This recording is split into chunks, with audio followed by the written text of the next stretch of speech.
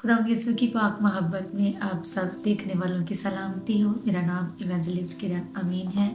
आज मैं खुदा उनकी शुक्रगुजार हूँ कि मैं आज आपके साथ खुदा के कलाम की बातों को बांट रही हूँ। आज हम सीखेंगे कलाम खुदा में से शागिर्दियत की कीमत के बारे में कि शागिर्द को किस तरह से कीमत अदा करना पड़ती है। आइए कलाम खुदा की रोशनी में हम देखेंगे मत्ती रसूल की इंजील उसका 16वां बाब और उसकी 24वीं और 25वीं आयत में कुछ यूं मरकूम है। उस वक्त यीशु ने अपने शागिर्दों से कहा कि अगर कोई मेरे पीछे आना चाहे तो अपनी खुदी का इनकार करे और अपनी सलीब उठाए और मेरे पीछे हो ले, क्योंकि जो कोई अपनी जान बचाना चाहे उसे खोएगा और जो कोई मेरी खातिर अपनी जान खोएगा उसे पाएगा। कलाम खुदा का पढ़ा और सुना जाना हम सबों के लिए बाइस बरकत हो, आमीन। कलाम में लिखा है, यीशु ने शागिर्दों से कहा कि अगर कोई मेरा शागिर्द होना चाहे तो वो अपनी खुदी का इनकार करे। सबसे पहली बात कि अगर कोई मसीह का शागिर्द होना चाहता है, शागिर्द का मतलब अगर यूनानी में देखें तो इसके लिए जो लफ्ज़ इस्तेमाल किया गया है वो है मैथडिस, जिसका मतलब है कदमों में उस्ताद के कदमों में बैठकर सीखने वाला, उसका पैरोकार या उसकी पैरोकारी में रहने वाला। यहाँ पर यीशु अपने शागिर्दों से कहता है कि अगर कोई मेरा शागिर्द होना चाहता है तो वह अपनी खुदी का इनकार करे। सबसे पहला काम खुदी का इनकार है। अगर हम अपनी खुदी का इनकार नहीं करते तो हम कभी भी ये कह नहीं सकते कि हम मसीह के शागिर्द हैं।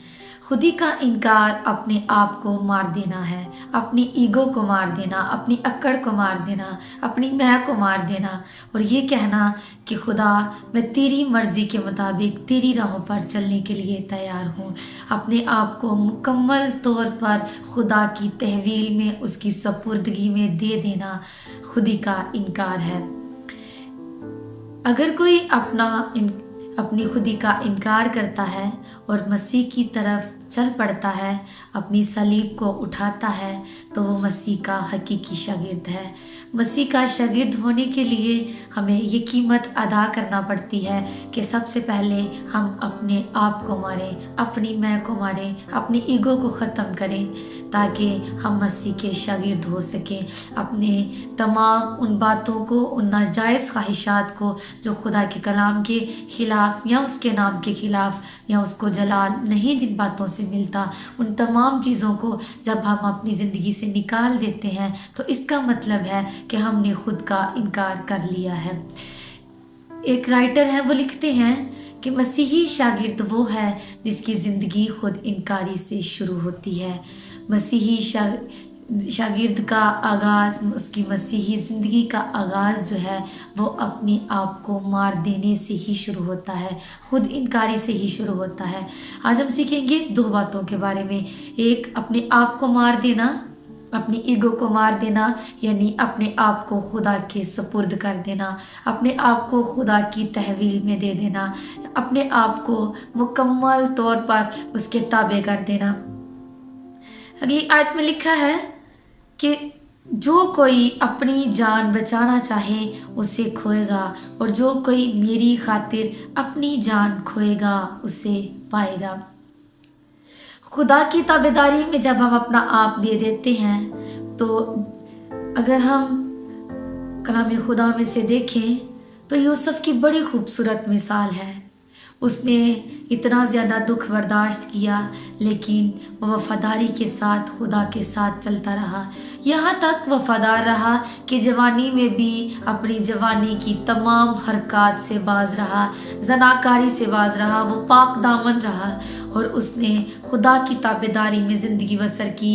यहाँ तक कि जेल की सलाखें जो थी, कैद खाने के दरवाजे उस पर गालिब ना आ सके, बल्कि वो कुएं से उठाया गया, कैद में डाला गया, खुदा के मंसूबे में रहा तो खुदा ने उसे मिस्र का वारिस बना दिया, मिस्र का मुख्तार बना दिया।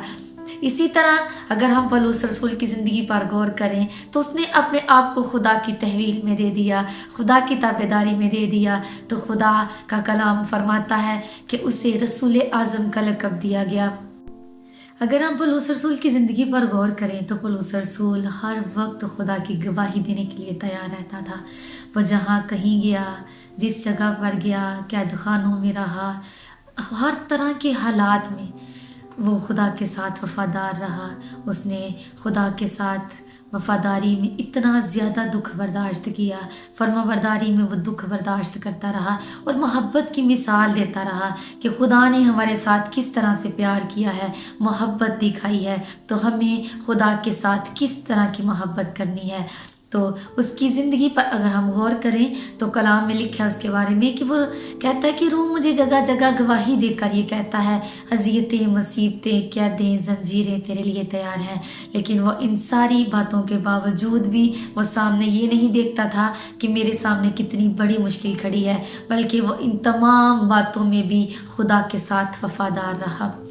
پولیکارپ ایک ہسٹوریکل ایک شخصیت ہے، اس کے بارے میں اگر ہم دیکھیں تو وہ کہتا ہے کہ جب اسے خدا کا انکار کرنے کے لیے کہا گیا اور کہا کہ تو یہ کیا ہے کہ کیسر خدا ہے، یسوع خدا نہیں ہے، تو اس نے کہا کہ جو میرے ساتھ 86 سال سے وفادار رہا، آج میں کیسے کہہ دوں کہ وہ خدا نہیں ہے۔ اس نے یہ نہیں دیکھا کہ مجھے موت کے گھاٹ اتار دیا جائے گا، مجھے مار دیں گے۔ اس نے تمام حالات میں خدا کے ساتھ وفاداری دکھائی، وہ فرما بردار رہا اور اس نے ہر طرح کا دکھ مسیح کی خاطر برداشت کیا۔ اسی طرح جب ہم اپنی زندگیوں کو خدا کی تحویل میں دے دیتے ہیں، اس کی سپردگی میں دے دیتے ہیں، وفاداری کے ساتھ اس کے ساتھ چلتے ہیں اور یہ کہتے ہیں کہ خداوند میری نہیں تیری مرضی پوری ہو، تو خدا اپنے طریقے سے ہماری زندگیوں میں کام کرتا ہے۔ دوسری بات خدا پر بھروسہ ہے کہ جو کوئی اپنی جان بچانا چاہتا ہے وہ اسے کھوئے گا، لیکن جو خدا کی خاطر اپنی جان کھوئے گا وہ اسے پائے گا۔ خدا کی خاطر یہ کہہ دینا کہ اے خدا میں ہر طرح کے حالات میں تیرے لیے تیار ہوں، تو یہاں پر خدا پر بھروسے کی بات ہے کہ ہم خدا پر بھروسہ کر کے یہ کہہ دیتے ہیں کہ اے خدا میں تیری خاطر جان دینے کے لیے بھی تیار ہوں۔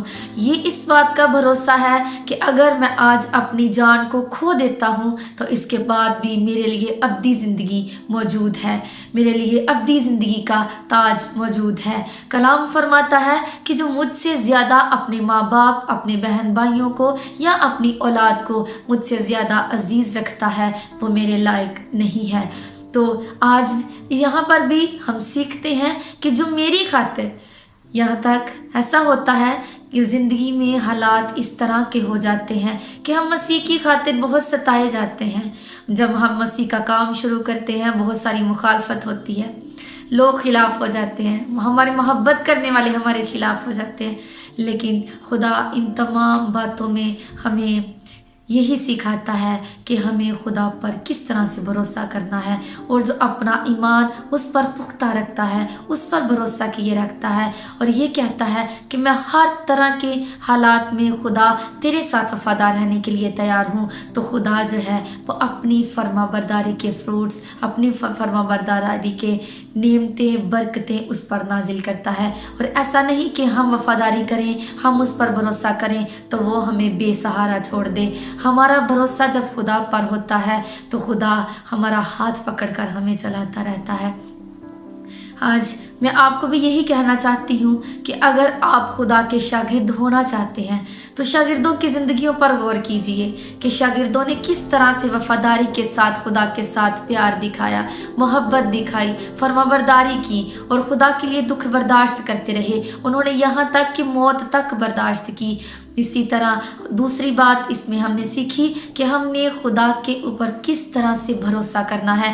خدا پر بھروسہ کیجئے، خدا کی سنیے کہ خدا ہمارا کس طرح ہمارے ساتھ وفادار ہے اور ہمیں خدا کے شاگرد ہوتے ہوئے کس طرح سے اس قیمت کو دینا ہے کہ ہمیں بھروسہ اس پر رکھنا ہے اور اس کی تابعداری میں اپنی زندگی کو گزارنا ہے، تو آپ کی زندگی جو ہے وہ برکتوں سے مالا مال رہے گی۔ ایسا نہیں کہ آپ خدا پر بھروسہ رکھیں، آپ خدا کی کی فرمانبرداری میں چلیں تو آپ بے سہارا چھوڑ دیے جائیں یا آپ کی زندگی میں برکتیں نہ ہوں، بلکہ خدا کا کلام فرماتا ہے کہ جو یسوع کو قبول کرتا ہے نسلیں اس کی برکت پاتی ہیں۔ ابراہیم کی خوبصورت مثال ہے، وہ خدا کے ساتھ وفادار رہا، وہ خدا کے ساتھ اس نے ہر طرح سے فرمانبرداری کی، وہ ایمان میں پختہ رہا، خدا نے اسے نسلوں کی برکتیں دی۔ آج آپ بھی مسیح کے شاگرد ہوتے ہوئے خدا پر بھروسہ کیجئے، اس کی زندگی میں اس کی زندگی کو اپنے اندر لیجئے کہ اس میں رہ کر ہم ہمیشہ کی زندگی کو پا سکتے ہیں۔ اس کی وفاداری میں زندگی گزاریے۔ خداوند آج کے کلام کے وسیلے سے آپ کو برکت عطا کرے۔ Thank you.